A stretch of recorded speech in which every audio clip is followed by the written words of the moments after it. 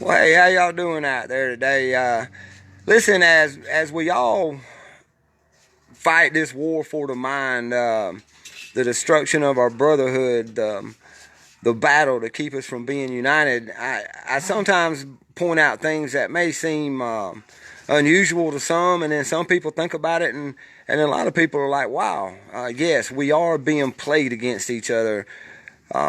Even when we think we're being entertained, or even when we think that we're just enjoying ourselves, a lot of the things around us, just because of our human nature, we perpetuate by falling for lies, by falling for devious plans by devious people. So in saying that, I came up my whole life around educators, so I was lucky in that sense and unlucky in that sense, because I probably done copied the whole encyclopedia for being in trouble. But I used to hear a lot of good quotes, and it was a man in general named Friedrich Nietzsche, who, if y'all don't know who he is, he's a German philosopher back in the 1800s.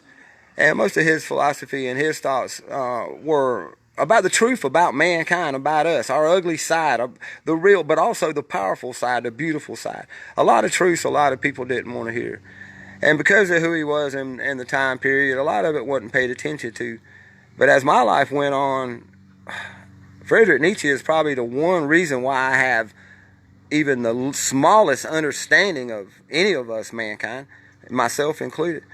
So, but he had a quote, and I try to live by it. Every time I get mad, every time I want revenge, every time I hate and I think about the destruction of somebody else because they're destroying me or they're destroying my planet, I always come back to this one quote that was amazing.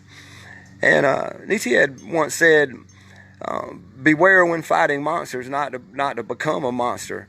For when you gaze into the abyss too long, the abyss gazes back into you. Well, man, that creeps me out every time I hear it, because it's very wise. Be careful when you want your revenge, not to become the person that did you harm. You get back at a murderer by murdering them, just something like that. You don't want to become the monster you fight. The people that rape our planet and have oil spills and pipeline leaks all around us. We don't want to go tear down their stuff. That does seem easy. We don't want to tear it down in the sense that we poison the planet, that we do the same thing they're doing.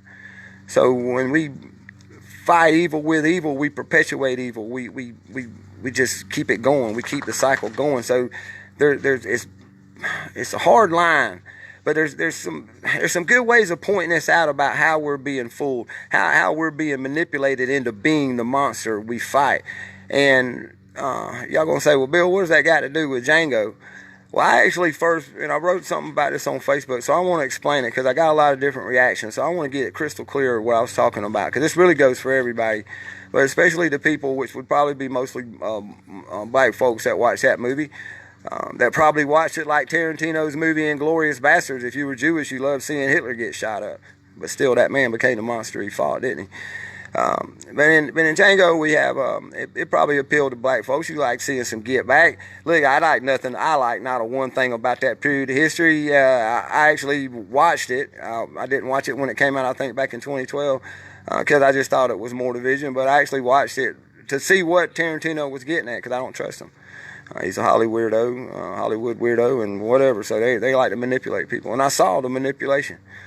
But the thing is, the Django is about a slave that was beaten hard and separated from his wife and trying to get away, and just everything you could think about slavery. Tarantino made a good point of showing it. Beating people, kept down people, treated like animals, thought of as animals. The whole thing about the ugly part of slavery, you saw it. But this man actually had an opportunity to be free because he could identify somebody. Y'all that don't know the movie, I'm just gonna give a quick rundown on it. And this guy was a German guy, so he didn't really care about slavery or blacks or anything. He was a bounty hunter. So he turned Django into a bounty hunter. Now, in doing this, and after Django basically showed he could do the job, before you say anything about the ending, because I'm going to get to the ending, had done dressed himself up. He looked like one of the sharpest cowboys I ever seen. He even looked better than the Will Smith cowboy character that he played in the Wild West. So I was impressed with that. But as the movie went along, it was everything you saw. He he got back at the white plantation owners. He killed them and beat them and killed them in just horrible ways, like anybody that hated that and wanted to see. He even took care of the people like Samuel Jackson's character, the old houseboy that kissing that ass, been conditioned to be the house man or whatever, houseboy and whatever y'all call him, and got rid of those two, the people that were against his people and didn't help out and perpetuated their slavery. And he blew up the house at the end. But when he went to blow up the house, y'all, this was my point. And this is going to be my point of what I'm talking about here, about not becoming the monster you fight and about staring into that abyss too long. He came out to blow up the house, and when he killed everybody, he was wearing the other character, which was Leonardo DiCaprio. He was wearing the master's clothes, purple clothes. He even put on his glasses. When he watched the house blow up, he turned around and walked in cowboy style, which is, I think it's pretty much mostly white cowboys, but I'm not going to say it's predominantly white, but just was a cowboy in the whole movie. He goes up to his wife, and they say something cute to each other, and it's very cool. And then he makes his comment about how he liked the color purple, and that was going to be the color, purple was going to be his new color. Well, what I saw in that was, after all he did, after being this anti-hero, after showing all these things, all this get back that a lot of us want to see. That's why a lot of us like superheroes. They do the things that we think we can't do. They get the payback that we want. But in this particular instance, well, he dressed just like the master, and he took on a color that's royal, and he was free, equal man now. Now you want to rule people too. You want to be like the white people that kept you down, So I just saw that part of it. And a lot of people said, well, royal's purple's a royal color, and that represented this. No, he was emulating a man after he completely destroyed people in the most horrible way. He became the monster he fought. He became a monster. Now that's tough talk, but that's the way it is. That's the part of our human being that we have to really pay attention to. Because there was another quote by Friedrich Nietzsche that I love, and it's be careful of the demons you cast out, because it might be the ones you might throw out something you need. We do need to keep something in us fierce. We do need to keep something. We do need to remember everything that's ever happened to us, our people, our history, no matter what. But don't be manipulated into thinking becoming like the people you hate is the way. That is not the answer, brothers and sisters. As mad as I get, I'm a Aries, born in a hurricane, a dragon under the Chinese calendar. I tell you, I love to fight, argue. Let's get right into it. But I never, ever wanted to become the monsters that I fight. I fight people like big oil. I fight a government that wants to kill people. I can't kill people. I'm not going to kill the government to save the people. I don't believe in that. Yeah, that's where I draw my line, y'all. I don't want to be the monster I fight. I want to fight. I want to defend. I want to regain everything we have. I want to take it back. Yes, and in a way by force. But I don't want to become the monster I fight. I don't want to be anybody else. I don't want to emulate anybody. I don't want their clothes. I don't want their cars. I don't want their buildings. I don't want their stinking ass money. I don't want their prestige or their privilege. I don't want a damn thing from them. I damn sure don't want to look like them in any kind of way. I don't want to be associated with them, but here I am. So I saw that with this. I saw the way Tarantino twists things. I saw it was cool to wear the master's clothes. No, it ain't, y'all. If and let's just take Black America for instance. If you really wanted to have your place in America and make your own, I can only ask to go back in history and look at Philadelphia, look at Oklahoma.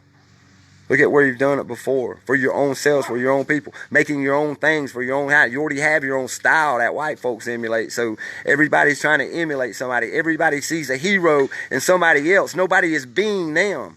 And I hate to say it like this, but yeah, we think about our people, or yeah, we think about our group, or I came from here. Hey, I got some Indian in me, so let me go shoot a bow. No, you're you.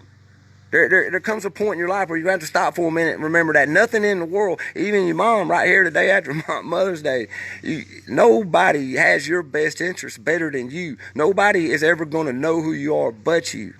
But we emulate this and we emulate that. We hear a song and we want to put our hat on backwards. We hear a man talking and we want to change our whole appearance. We hear one little news article and we want to change our whole diet, or we want to change our whole lifestyle. No, who are you? You are the hero in your life. You're your own Django. You're your own Superman. You're your own Spider-Man. When you want to, you can be your own Hulk. But the thing about the superheroes that are portrayed to you, you ever notice this? And I made a comment about this earlier today. All the superheroes out there, all the anti-heroes, they're all sad PTSD victims that were, their parents were murdered. They were even killed and thrown in radioactive waste and turned into some kind of thing. It's always about revenge, but it's always what they deem is just. It's always what they deem is good or evil. But what they do is they also give you the false sense that there's some superhero out there that's going to take care of all the bad things that's happened to you, that's going to beat up and kill and maim and send them to another planet, all the people that's done evil to you. Well, no. Ain't nobody going to do that for you but you. And listen, the bad things that have happened, they're almost unspeakable, but since we do speak about them, that's, I think, what Nietzsche means about staring, when you stare into the, be careful when you stare into the abyss, because when you stare too long, it's going to stare back. In other words, if you stare at the evil of the world, it will change you. So you have to be careful not to become the monster that you see in that abyss. You have to balance that out. What about the good things? What about the light? What about the light inside of you? It don't have to be challenged with shadows all the time. And lights do not shine in the abyss, y'all. I don't know if you know what I mean by the abyss, but that's when you go to your darkest place. You look at the darkest things. You face it with the utmost reality and unbiased. You see the evil in all of us. And me personally, I can do this. And it hardens me. And when I start to become the monster, I have to go back to the light. And the light is what you... It's you, it's y'all. It's my beautiful Karen Sue. It's my children. It's my grandchildren. It's all the life around me. It's the good things. It's a good taste of water. It's a nice breeze in my face. It's fireflies on a midsummer's night. That's the light. We can look at that too. With our brotherhood. And I'm very hard on y'all about this brotherhood thing, because I told you we're not going to backslide no more. With the brotherhood, we have to look at our good things too. Have you not noticed that they're making attacks at us again with all the little bullshit racism stuff? They're just throwing it out there. Memes, old news articles that have been re-edited. I almost fell for one of these myself. Be careful, y'all. They showed up an old white nationalist news article, but it had been re-edited, so it seemed like it was like May 2019, but no, it was from 2016. We have many victories in that part of the war for the mind, the race war, the destruction of our global brotherhood. We have so many victories that they're having to pull up old shit. They're having to make up new stuff. They're having to show one or two haters and just have the focus on them, and they're not showing all the rest of us living, working, breathing, eating, living, dying together. All that, just living life again. We're putting that behind us. We're moving forward. So that's why I like to point out things from maybe that old movie. That's why I like to point out philosophies about the reality of staring at the evils that have happened to us that make us hate so much, because it is. You can't help but hate it. If you have a soul, you're going to hate what's happened to many of us. And really now at this day at time, with our livelihood being stolen, our very planet being toxified in our very faces, not knowing what's coming around the corner. Yeah, I hate that. But we can't become the monsters like them. We cannot become them. I would never want to be a slave and go kill a slave owner to be the slave owner. You know, I just became the thing that I hated the most. I'm not going to wear colors of royalty because I'm not royal. I'm a brother, and you're not royal. You're a brother and a sister. You're a human being. You're equal, right? If you're equal, then I ain't your boss and you ain't my boss. We walk side by side. You want to get up in front of me, well, you might turn around after a few minutes and look, and there ain't going to be nobody behind you. But I'll let you just keep going when you're going to walk off like that. You're self-leaders. And we need a self-lead. We need to get back to our communities and quit worrying about somebody coming and saving us. A community can save itself. There is strength in numbers. And I ain't talking about millions and millions. I'm talking about just your community, maybe just your neighborhood. If you live in a city, maybe just your apartment building. Think about that. You don't need no superheroes. All superheroes are lonely, sad, and want to be somebody else and hate themselves. You think you want something else. What you want is everything that goes on behind your eyes. That's what you want. That's you. You only know that. So be you. And be consistent. You know, y'all, I wasn't very good as a kid, and I get in trouble a lot. And back in the 60s and 70s, if another parent or school teacher or something got on to your kid, boy, that parent was mad about it, and they'd get on to them double. And they'd apologize for your kid acting up. Sorry you had to spank my kid. You shouldn't have been acting that way. He won't do it again. Well, I remember I didn't get many compliments when I was young because I didn't do a lot to get complimented for. And my family was not the family that gave gold stars for doing what you're supposed to do. You didn't get an attaboy when you took out the trash. You didn't get a gold star because you washed the dishes. That's what you're supposed to do.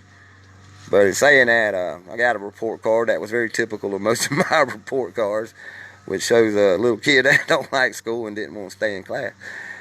And the teacher, it was the last report card, last grading of that school year, and the teacher just finally wrote what she wanted. You know, your son just the whole year he's been unruly, he ain't done nothing, he won't stay in my class, he walks out, he says he can do it, blah blah blah.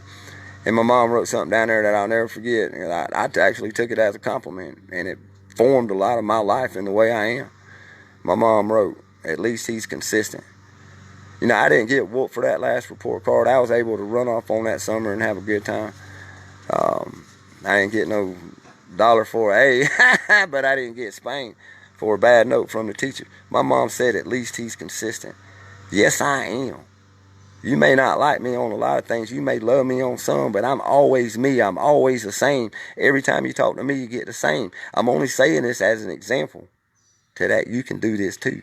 You can be you. I would rather know you, not the you that goes to the club, not the you that goes to church, not the you at work, not the you that jogs down the street or is in any kind of social situation, just to you. And when you learn to just be you all the time, no matter what anybody else thinks. I mean, sure, if being you is the kind of person that likes to cuss a lot and talk, you ain't gonna do that in front of your grandma. Yeah, you gotta be respectful, but you know what I mean. Don't change your values. Don't change who you are. Don't act different in front of other people. Just because a rich person walks up and you're talking to one of your regular buddies, you show equal respect. Equality is about equality. There's not a superhero out there that's going to make somebody give you your equality. There's not a law out there that's going to make you equal. This is something we have to give to each other because we have to live it. And with all the things coming up, y'all, we got to live this change starting right now. Every little single part of it. So don't become the monster you fight. Don't spend so much time, like my dumb ass, looking at all the evil and trying to figure it out. Balance it out. But treat everybody as equal. Treat everybody like your brother. Don't let a movie or even a philosopher feed you anything. Don't feed anything into your mind that is not productive or about life, about coexisting, especially with us, with each other. Some philosophy will show you, some teachings will show you that we are evil side, so we understand it in each other and not have it in ourselves. We can only do that. We can't make everybody else do it. That's another psyop. Everybody thinks you want to get all these seeds planted. You want to wake all these people up. All these people should notice it. No, they shouldn't. You should. Live it. You do it. That's your power too, by the way. That is your power, being who you are. Nobody can be you but you. So look at how you trick. Look at how you fool. Look at how we're manipulated. Look at where our brotherhood would be if we can learn to just seek entertainment and that's it from the TV, and maybe read a little more and pay attention to what other people said in the past and the real truth about ourselves. Ain't nothing wrong with finding the truth about yourself. Trust me on that. I love y'all. Peace, and don't live in fear.